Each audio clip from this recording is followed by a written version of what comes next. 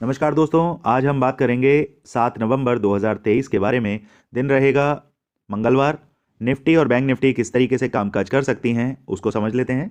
चलते हैं एक महीने के चार्ट पर और देखते हैं कि मार्केट हमें क्या मूड माहौल दिखा रही हैं कि उनको किस तरफ जाना है। यहाँ देखिए 1 मिनट के चार्ट पर जो हमने एक बॉक्स बना के रखा हुआ था कि मार्केट अगर 19,124 से नीचे आके क्लोजिंग देती है तो हम ये मान पाएंगे कि मार्केट का रुख जो है वो डाउन साइड में जाने वाला है। देखिए लॉन्ग टर्म की अगर बात करें, स्विंग ट्रेडिंग की अगर बात करें तो व्यू जो है वो अपना डाउन ट्रेंड का है, लेकिन ऐसा नहीं है कि डेली ही मार्केट नीचे की तरफ क्लोजिंग देगी। इंट्राडे बेसिस पे, वीकली बेसिस पे मार्केट को अप एंड डाउन होना ही पड़ेगा।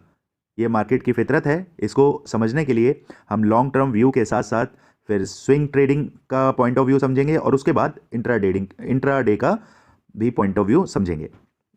अब मार्केट ने जब हमें ऊपर की तरफ क्लोजिंग दी है और ये क्लोजिंग अगर हम बात करें, इसे मैं लेकर आता हूँ कर्सर को, जुलाई मंथ की कैंडल देखिए, उसके बाद जुलाई के बाद अगस्त और सितंबर, ये तीनों ही कैंडल जहां पर हमें फाइनली क्लोज मिला था उससे अब ऊपर की तरफ देखने के लिए मिल रही हैं। अब जैसे हम बात करें जुलाई का जो बॉटम है वो है 19,234।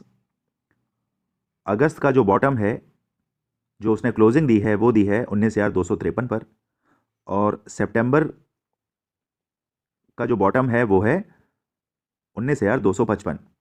और मार्केट ने इन तीनों ही कैंडल के ऊपर आज क्लोजिंग दी है 19,411 की क्लोजिंग हमें देखने के लिए मिली है, जो कि बहुत ही बढ़िया रिस्पांस हमें दिखा रही है कि मार्केट को अगर नीचे आना है तो रिट्रेसमेंट होना बहुत ज़रूरी है। विदाउट रिट्रेसमेंट मार्केट अगर कैंडल दर कैंडल, वीक दर वीक अगर नीचे की तरफ आएगी तो वो एक हेल्दी सिनेरियो नहीं माना जाता।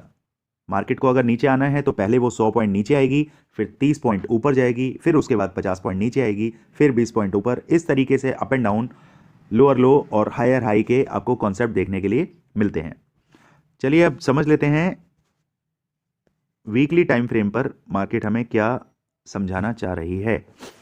ये जो ट्रेंड लाइन मैंने खींची है, इस ट्रेंड लाइन को आप ध्यान से देखिए और ये ट्रेंड लाइन हमें ये दिखा रही है कि हो ना हो 200 ईएमए को मार्केट टच करने के लिए नीचे आएगी ही आएगी। इसको हम देखते हैं, 20 ईएमए भी हम लगा देते हैं। 20 ईएमए से मार्केट ऊपर है, लेकिन 200 से मार्केट का रुख अगर आप देखें, ये ब्लू वाली लाइन 200 ईएमए अभी काफ़ी नीचे है, तो मार्केट कोशिश करेगी कि जितना उसके नज़दीक आ सके आए। तो हमारा जो टारगेट रहने वाला है वो टारगेट हमारा रहेगा नीचे साइड का। स्विंग ट्रेडिंग की मैं बात कर रहा हूँ अगले 4 हफ्ते के अंदर अंदर, तो ये 18,300 के आसपास मार्केट हमें यहाँ पर देखने के लिए मिल सकती है। 4 हफ्ते भी लग सकते हैं, 6 हफ्ते भी लग सकते हैं और 8 हफ्ते भी लग सकते हैं। तो अपना व्यू जो है 2 से 3 महीने का, जैसा कि मैंने आपको लास्ट टू लास्ट वीडियो में बोला था कि आप 3 महीने आगे का कॉल जो है वो सेल करके चल सकते हैं, जिसमें आपको एक अच्छा प्रॉफिट देखने के लिए मिलेगा। अब इस पूरे एजुकेशनल पर्पस के साथ साथ एक चीज़ डिस्क्लेमर देना बहुत ज़रूरी है। I am not a SEBI registered adviser. तो मार्केट में अगर आप काम कर रहे हैं तो अपने सेबी रजिस्टर्ड एडवाइज़र से सलाह लेना ना भूलें। किसी भी तरीके की बाइंग और सेलिंग करने से पहले आपको ये पता होना चाहिए कि आप क्या कर रहे हैं। और ये वीडियो एजुकेशनल और लर्निंग पर्पस से बनाया जा रहा है, तो सिर्फ आप हमारे लेवल्स को समझें, उन लेवल्स की बैक टेस्टिंग करके देखें, तो आपको कॉन्फिडेंस आएगा कि जो भी आप मार्केट में कर रहे हैं उसका कितना ज़्यादा पॉजिटिव इम्पैक्ट आपकी ट्रेडिंग पर देखने के लिए मिलता है।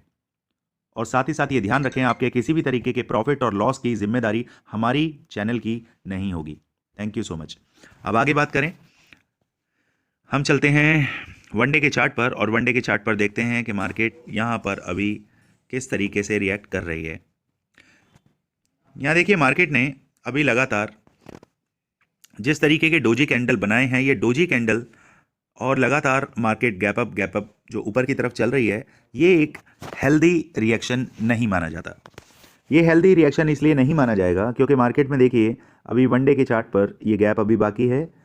यहाँ पे आपको कल की जो क्लोजिंग है, कल का जो हाई है, हाई आपका है 19,276 का, और आज का जो लो है वो लो लगा है 19,309 का। तो देखिए 276 और 309 के बीच में मोटा मोटी तकरीबन 30, 32, 34 पॉइंट का जो गैप है, इस गैप को भरना ही पड़ेगा, चाहे ये आज भरे, चाहे 2 दिन बाद भरे या 20 दिन बाद भरे।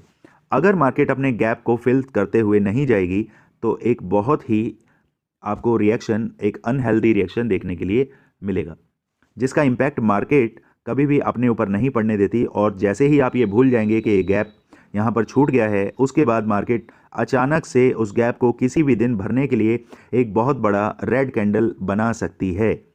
ये चीज़ याद रखनी है। और ये रेड कैंडल एक बहुत ही ब्लड बात लेकर आएगा। यहाँ देखिए, मैं बात करूँ अगर थर्सडे 2 नवंबर की, तो यहाँ पर भी जो हाई लगा था 19,175 का, और फ्राइडे वाले दिन जो लो लगा है वो है 19,210 का। तो यहाँ पर भी आपको 30-35 पॉइंट का गैप देखने के लिए मिल रहा है। तो मार्केट का ये जो रवैया है ये मुझे कुछ ठीक नहीं लग रहा। आज जो 20 EMA के ऊपर मार्केट ने जो क्लोजिंग दी है, ये क्लोजिंग मुझे सस्टेन होती हुई दिखाई नहीं दे रही है। ये सस्टेन होती हुई इसलिए नहीं दिखाई दे रही है कि नीचे अभी गैप्स हैं और ये गैप्स को भरने के लिए मार्केट को आना ही चाहिए। अब चलते हैं हम 15 मिनट के चार्ट पर और देखते हैं कि इंट्राडे में हमारे पास कौन कौन से लेवल्स आ रहे हैं जिनके मुताबिक हमें काम करना चाहिए। तो 15 मिनट के चार्ट पर हम देख लेते हैं। तो हम बात कर लेते हैं कि इंट्राडे बेसिस पर किस तरीके से कामकाज करना है। 15 मिनट के लेवल पर अब हम देख लेते हैं। 15 मिनट का टाइम फ्रेम हमने लगाया है। अब यहाँ पर देखते हैं कि अभी हमारे पास कौन से स्विंग्स अवेलेबल हैं जिससे हम कंफर्म कर पाएँ कि मार्केट किस तरीके से जा सकती है। सपोज़ करिए मार्केट अगर फ्लैट खुलती है तो फ्लैट के लिए एग्जैक्ट बहुत ही क्रूशल लेवल पे मार्केट अभी है, जहाँ से अगर मार्केट ने ऊपर चलना स्टार्ट किया तो आपको जो पहला टारगेट मिलेगा वो मिलेगा 19,500 का। ये टारगेट बहुत ही, देखिए आज जिस तरीके से मार्केट ने कामकाज किया है उसने ये दिखा दिया है कि बायर्स के अंदर तकरीबन 40-50% स्ट्रेंथ अभी बाकी है। तो इस स्ट्रेंथ के साथ हमें ये सोचना पड़ेगा कि अपने जितने भी एडजस्टमेंट्स हैं पोजीशंस के अंदर उनको किस तरीके से करना है।